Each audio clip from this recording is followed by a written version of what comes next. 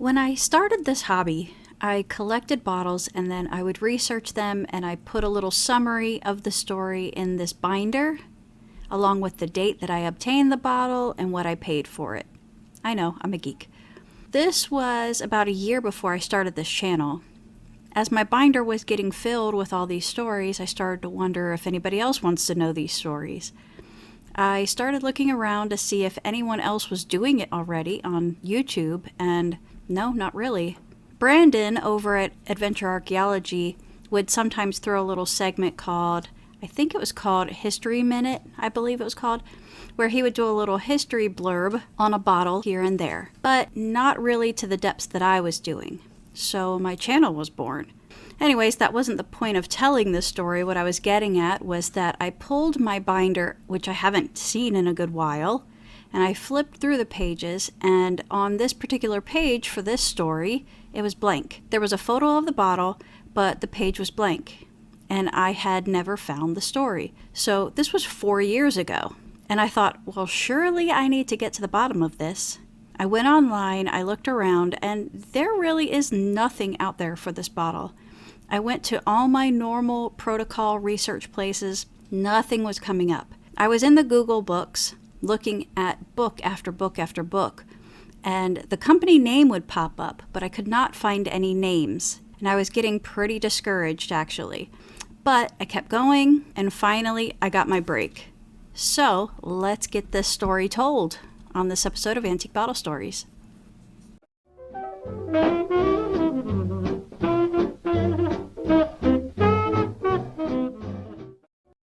First of all, let's look at the bottle itself. It says Besco, a good cola drink. It's a beautiful Art Deco bottle. Beautiful body design.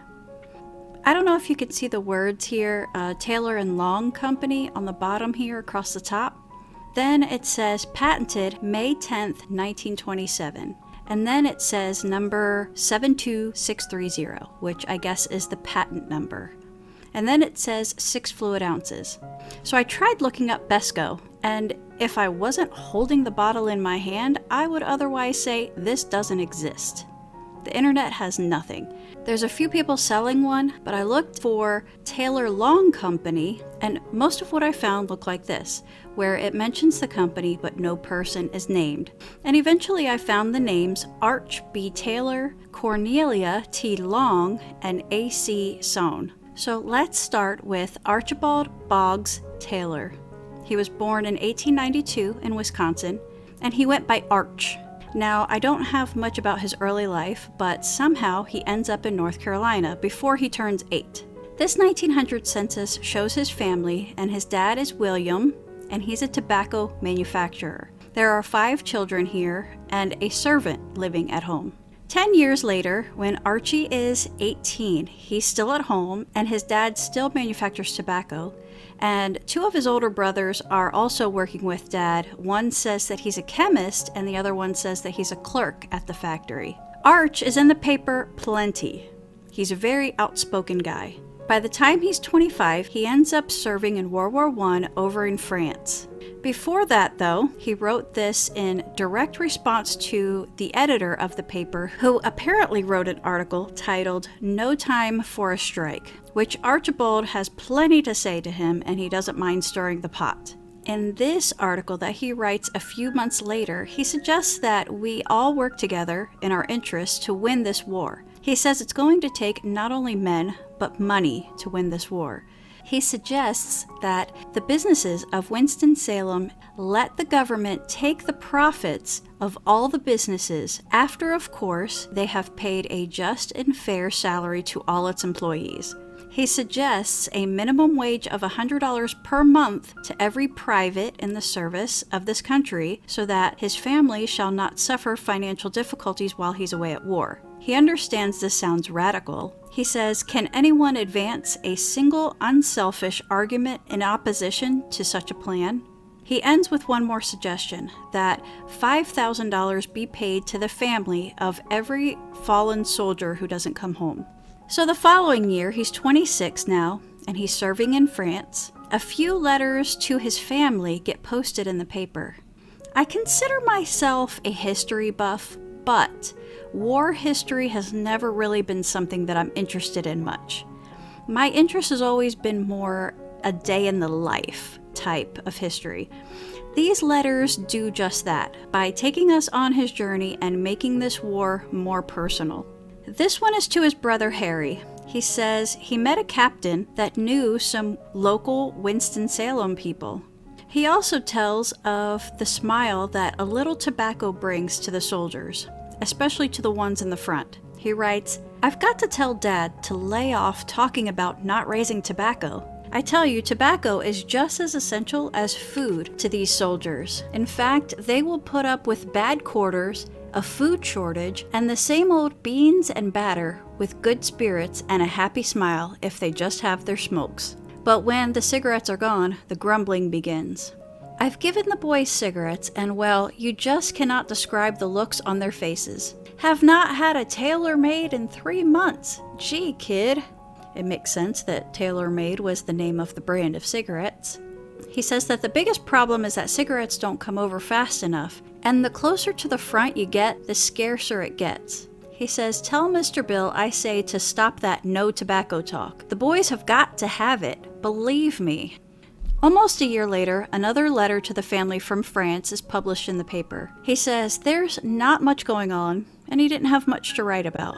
But he goes on to talk about how they have formed a baseball game. The umpire is the chaplain, and although the chaplain doesn't favor baseball on Sunday, given the circumstances, if a man goes to church in the morning, he doesn't see the harm in an afternoon game. The hospital team plays the QM department. 3 innings in, rain broke up the game, with the hospital having 13 runs and QM had 2. He goes on to say, "I'm glad I came over here, as it served to clear my vision as nothing else could have possibly done."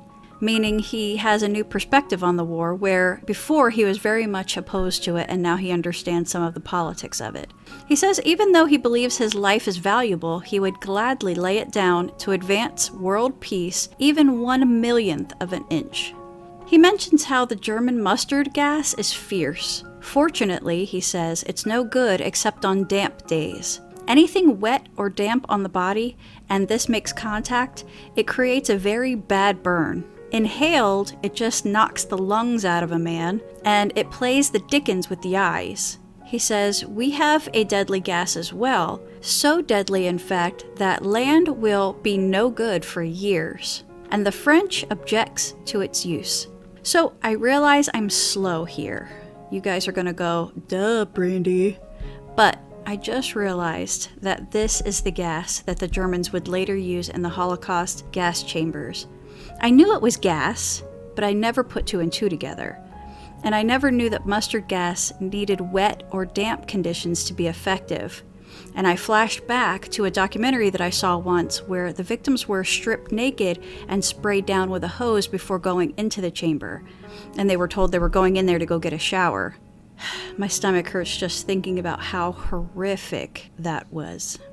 How could the chamber operators possibly sleep at night after sending men, women, children, old folks in there, hearing those screams, and later having to go in and clean out the chamber for the next batch to go in? I just unlocked a new nightmare that will haunt me for a while. What's even more disturbing is that we have humans today that could easily do this without batting an eye. Let's move on. A month later, another letter. He keeps using the phrase Sammys, so I had to go find out what Sammy was. It's a nickname for American soldiers, as in Uncle Sam. He says the boys don't like it over here, and each and every one of them want to go home, but they know they've got to win before they can come home. He says to the Frenchmen, this war has become a business. He says the French get frequent visits home, so they're not in any hurry. He would like for the first-class profiteers to be sent over here to see these fellows. Their dollars would have a different color, like red, and feel like blood. The government should hasten this war to back up the Sammys over here. He goes on to say that this war must be seen to an end because if Germany ends up winning, the world will be turned back 300 years. He says it's worth dying if we can save the world future wars. I believe more strongly than ever in universal peace. I believe we're on our way to it, but we've got to fight for it, and it's worth fighting for. Well, he makes it back home after the war, and in 1919 he marries Mary Louise Webb. Let's move on to one of the other names on the list, Cornelia T. Long. Well, it turns out that she's Arch Taylor's sister, and she marries a guy named Ralph Long. So let's look at some city directories. 1925, Arch is a secretary-treasurer of Chericola Bottling Company, while Ralph Long is manager of Big Bill Bottling Company. Now, I'm not positive, but Arch's dad is named William, and I think the reference to Bill is in reference to his dad. Here's an example of it in his letter. I had to search in Charlotte directories and Winston-Salem directories for each year because they were sometimes in one or the other or both. So 1926 is the first time the Taylor Long Company shows up. Syrup manufacturers, soda water material, and supplies. W.B. Taylor is president, which I think is Archibald's dad, although there is a William Jr., so I'm not sure which one. Ralph Long is vice president, and Arch B. Taylor is secretary-treasurer. Okay, also, Ralph here, with Arch's sister Cornelia, is still manager of Big Bill Bottling. Now, Arch is manager of Big Boy Bottling and secretary-treasurer of Taylor Long. Now, I'm a little confused. Is this a typo? Are Big Bill Bottling and Big Boy Bottling the same or different things? And there's one more thing floating around here too, a company named Taylor Brothers, which is being run by W.B. Taylor. And if I was to guess, I'd probably imagine that William Sr. and William Jr. are both involved, and another brother, Harry. So this is the tobacco company that Dad's been running. So we've got a lot going on. So all these guys have their hand in multiple endeavors here. 1929 saw heavy tariffs on sugar, and you know our dude Arch has some choice words. Not only does the proposed increase on sugar put a heavy tax on each individual family, but also seriously affects some of the industries of North Carolina, putting tremendous hardship, particularly on the beverage industry, but also the tobacco industry. 1930 census for Archibald and his family. He's 38 now, he's got 3 kids, and he still shows as treasurer of an extract factory. The 1930 directory shows Arch as president of Big Boy Bottling Company, but now it's called United Big Boy Bottling, and secretary-treasurer of Taylor Long. Otherwise, all the same family members are still juggling all these businesses, and I actually went year by year in these directories, and in 1932, seemingly everyone is happy and businesses are still going well. The address to Taylor Long is 612 West 4.5 Street. Now, there isn't a 4.5 Street, but this corner parking lot is 612 4th Street. 1933 is the last time Taylor Long is listed. 1933 is also the date that William B. Taylor, Arch's dad, I believe the president of Taylor Long, dies of appendicitis. It looks like he might have died due to the appendicitis surgery. He was 82. So we have definitive dates for Taylor Long. It's 1926 to 1933. There's only a 7-year window that this bottle could have been made, and the bottle is patented 1927 on the bottom, so that actually makes it a 6-year window. 1934, things change around. Taylor Long is no longer. Ralph is running Big Bill Bottling, and his wife Cornelia is secretary-treasurer, and Big Boy Bottling and United Big Boy Bottling. Why so many? Archibald is president of United Big Boy and secretary-treasurer of Taylor Brothers, which, remember, is the tobacco company. By the next year, 1935, Archibald is only working at the tobacco company with one of his brothers, Harry, but Ralph and Cornelia are still doing Big Bill and Big Boy Bottling. By 1938, Arch and his brother Harry are doing very well in the tobacco company, still named Taylor Brothers. They employ 300 people now. In 1947, both of his brothers died within 6 months of each other, and Arch became president of the tobacco firm. In 1956, Arch is honoring Mr. Preston Willis, who retired after 40 years of employment with the Taylor Brothers, along with Miss Lola Austin, who had been there for 35 years.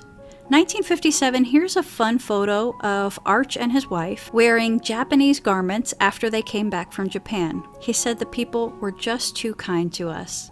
Well, in 1962, Arch dies at the age of 70 of an illness that he had for a few weeks. He retired a few years before he died. By the time he died, he was known as the Tobacco Man. It does quickly mention that he was involved with Taylor Long. Arch Jr. is a preacher, and as far as I can tell, he's not involved in the family business. I found this article from 1967 that says American Snuff Company of Memphis bought Taylor Brothers in 1952 for $1 million worth of American Snuff stock. It says it resulted in the formation of Conwood Corporation, the parent company to American Snuff for the snuff part, and Taylor Brothers as the chewing tobacco part. As far as Ralph Long, he stayed in the bottling business until he died in 1968. And that is going to wrap up this story. I just want to say, as a fellow American, sincerely thank you, Archibald Taylor, for your service and for your outspoken voice to fight injustices. You made the world a better place. And I'm honored that I was able to pull you out from almost being lost to history. Enjoy your day, guys. Have a good one.